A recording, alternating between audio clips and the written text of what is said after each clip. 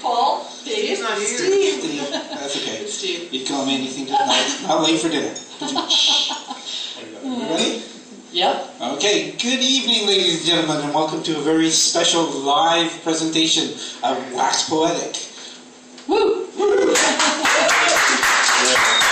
I'm your host, Steve Duncan. I was the former host of Wax Poetic, which is actually Vancouver's longest-running radio poetry show. Oh, yeah. Yes, it's been around for at least 14, 15 years. And you can still be heard weekly at Wednesdays at 2 p.m. on CFRO Co-op Radio in Vancouver. So check that out. I think I was first on it in like 1996 or 5 or something. I know. It was in a former life. Yeah. There we go. So, Catherine, you've written this book. The other 23 and a half hours are everything you ever wanted to know that your MFA didn't teach you. Audacious, right? Well, I was just wondering, you mentioned that there were 58 people that you wrangled together Yes. to write this book, to give Yeah, you interviews. 58. 58. And I'm just wondering, tonight I wanted to turn the tides a little bit and ask her some questions. So I wanted to ask you a couple of questions about this book.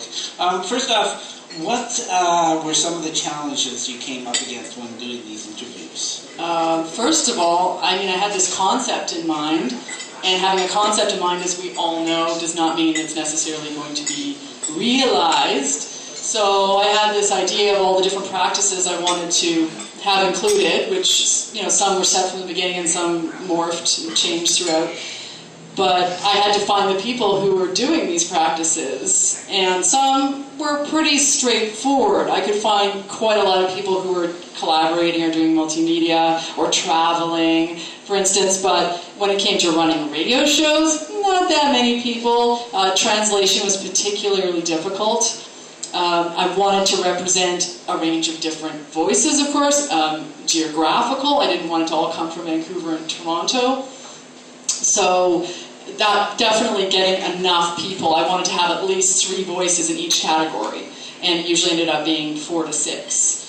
So that was probably the biggest challenge, and just remaining patient because it took 4+ years to collate everything and have this realized. So how did you? What was the process? Was it phone interviews? No, it was all email. Yeah, and of course, social media was vital to this book. If I didn't have email, if I didn't have Facebook, of course, the fact that I've been on 8 cross-Canada tours helps because I can tap into the people that I've stayed with and that I've read with, and I have all that as a resource. So that really helped. Okay, great. So, of all your interviews, what or who surprised you the most? Surprised me? Ooh, that's like... Do I get surprised anymore? I don't know.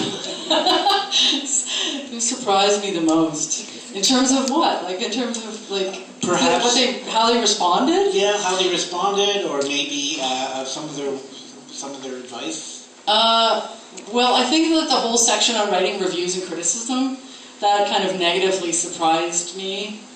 Just the constant feeling that it still seems to be a great hurdle for a lot of people to write reviews and to feel comfortable about critiquing their fellow poets, and I just think it's so necessary for a healthy writing community that we're able to feel we can review each other's work and not feel in fear of not getting a job or not getting a prize or what have you as a result. Sensing that still, it bothered me, so that was a kind of negative surprise. Interesting. Yeah. Interesting. So what was the most valuable piece of advice that you received? Valuable. There was so much. It was just like it's an incredible wealth of stuff going on here, right? But I think talking to Kate Braid about, because I have a whole section on doing jobs other than academe, and it's always been a great conflict of mine. Oh, do I work in the university? How is this going to work with my writing? Am I going to be able to make a living? How am I going to do all this? Juggle it all. And so I talked to a lot of people who work outside of the university in a range of jobs, and Kate Braid, of course, works in the university now, or has, but she worked as a carpenter for many, many years, and she said that the solitude and the physical labor, so the feeling that she was somewhat isolated, that really helped her. Because, we always, community is very important, but sometimes to just get the writing done, you need to have a sense that you're separate and apart. And, you maybe don't have anybody to talk about it. You don't need to talk about it at that point, at the initial stage of creation. So I think she felt very isolated in her job as a carpenter, and somehow that spurred her on to want to create in a way that communicated with others. So interesting. Was there anything you found in an interview that kind of felt like maybe a punch in the gut, like something that really resonated with you personally? Well, back to reviews and criticism. That really resonated with me personally. And also the whole job situation. Because there's always this idea you have this direct path, and you don't have a direct path. Most people don't have a direct path. And so some people do, but most people don't. So I think that kind of lie that's put on our backs, that we're going to have this linear mode of, going through university, getting our degrees, and we're going to get this job, and everything's going to be resolved, we're going to get tenure, and, I think probably those were the two most personal sections for me, was writing reviews, because I really believe in the importance of criticism, and the odd jobs, the free range kind of living in the world and being a writer, and how does this work? So do you think there's any correlation between having like a day job and doing a regular kind of life, or writing from the standpoint of having an MFA and going that route? Do you think there's any kind of correlation between being happier doing that, or? No, I think obviously it's still individual, but at the same time, I always resist anything that seems to be becoming a mass or herd kind of mentality. So, it's just the hegemonic kind of feel of everybody's got to go down that same path. So I've always been a resistor that way. And I wanted to figure out how could I be in the world as a poet, make a living, and not follow that route? Is that possible? It's made tough for us. So I think right now, working in film and TV, that I found that compromise, and long may it last. I'm sure there's other options for me, but there is something about that physicality of the job and the also emptiness of the job at times, where you're just staring at you're watching a generator for 12 hours, and you're just on your feet. You just become this hollow channel, and things happen that way. Whereas constantly interacting and engaging with people when I'm doing workshops and that, it's filling me up. And there's something about that emptying that works for me. Interesting. So now you, aside from just being a writer, you're also a heavy metal diva, and you've toured. And has this book helped you as far as have they given you? Well, I wouldn't have. The whole multimedia section, the collaboration section, that's all been, spurred on by my understanding of doing that myself. It started with me, and I asked myself, why do I do these things? Why am I playing bass in a metal band? Why am I wanting to collaborate with a photographer? Why is this so important to me? Is this just like a distraction from my poetry, or is it somehow feeding it and, expanding it and altering it in ways that are powerful and important? So then I wanted to ask others, is this happening for you? And I've got a lot of answers. So who was your most favorite person to interview? Or what was Susan McCaslin's here, so.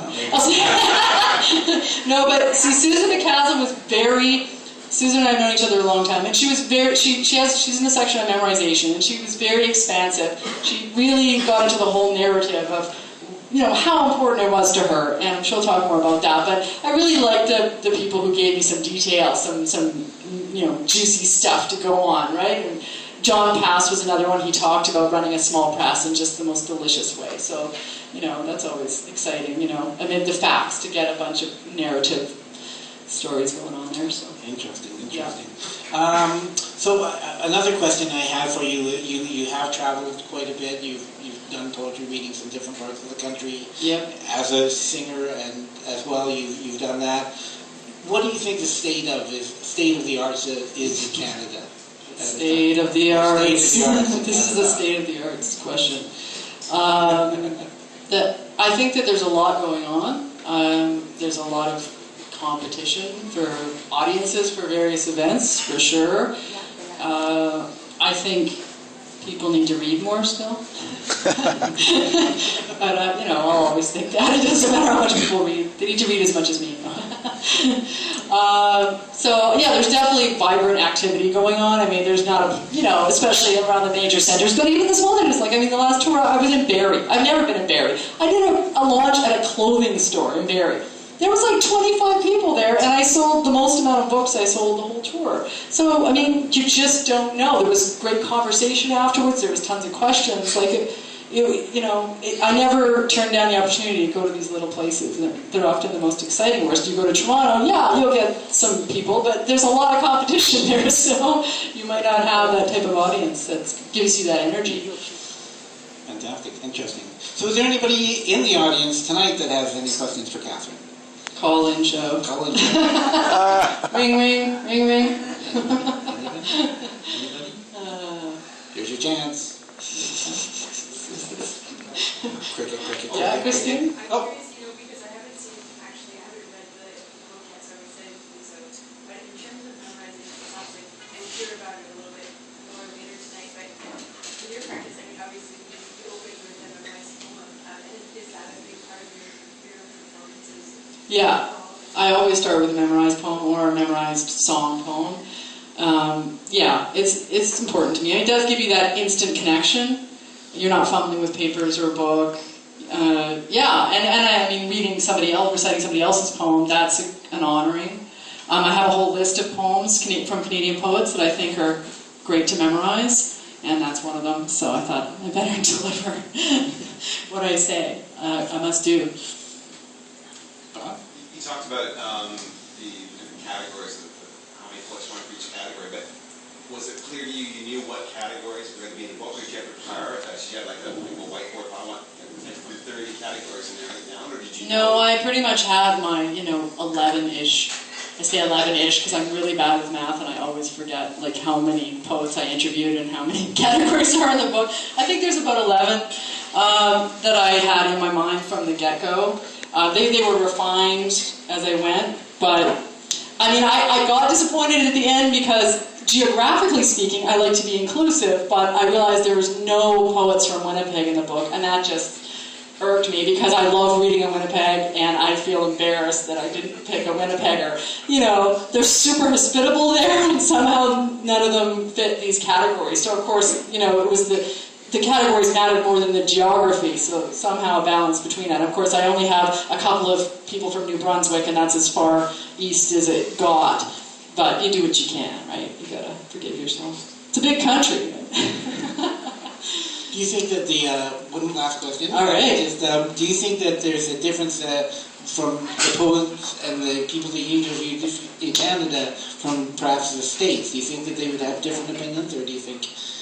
Well, the American poets that I read while I was researching the book were pretty fierce about a lot of these practices. I think that, we're pretty gentle. We don't feel quite so embattled, I don't think, in our need to defend ourselves in our practices. So, I don't know. I can't say that there's a, Canadian versus American thing going on there. It's just, there was a lot of really interesting interviews I read from American poets in various journals that were, just so passionate about these practices, whether it was fusing dance with their poetry or whether it was translating poets. And, I just think we need to get a little bit more like, this is all the stuff we can do. This is so awesome, right? I mean, this is so freeing.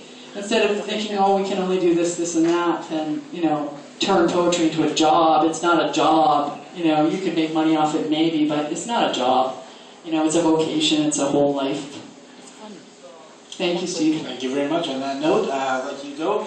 Congratulations. The other 23 and a half hours are on sale here tonight if you want a copy.